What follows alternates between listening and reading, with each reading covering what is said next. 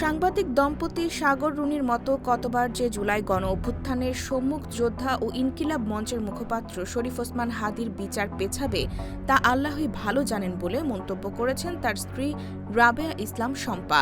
বুধবার সকাল 10:30টার দিকে তার ফেসবুক আইডিতে দেওয়া এক পোস্টে তিনি এ মন্তব্য করেন।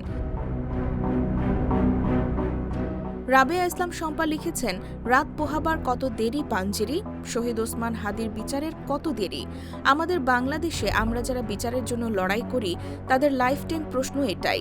তিনি আরও লিখেছেন, ইতিহাস দখলে আমরা না পেয়েছি সাগর রুনির হত্যার বিচার, না পেয়েছি আবরার ফাহাদের বিচার, আর এখন শুরু হচ্ছে শহীদ ওসমান হাদির।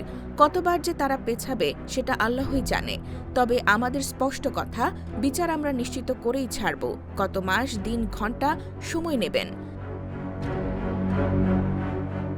শরীফ ওসমান হাদির স্ত্রী লিখেছেন, হাদি হত্যার বিচার না হলে এই রাষ্ট্রে আর কখনো কারো জন্য মানুষ কাঁদবে না, রাস্তায় নামবে না, লড়াই করবে না। আপনারা যদি ভাবেন হাদির পরিবারকে এটা দিচ্ছি ওটা দিচ্ছি করে বিচার কাজ বন্ধ করবেন, তাহলে সেটা আপনাদের চরম বোকামি। হাদি কি আর তার পরিবারের একার আছে? সে তো সারা বাংলাদেশের। পুরো বাংলাদেশের মানুষ জানে কোথায় সমস্যা আর কেন দেরি হচ্ছে বিচার কাজে। আপনারা যত দেরি করবেন আমরা তত বেশি ঐক্যবদ্ধ হব। সবশেষে তিনি লিখেছেন, সরকার কি দিচ্ছে না দিচ্ছে এসব ব্যাপারে আমি পুরোপুরি অবগত নই, আর এসবে আমার আগ্রহও নেই। আমার কনসার্ন হলো যে কোনো কিছুর বিনিময়ে আমার স্বামী শহীদ ওসমান হাদির হত্যার বিচার আর তার রেখে যাওয়া আমানত আমার ছেলে ফিরনাসের সিকিউরড ভবিষ্যৎ।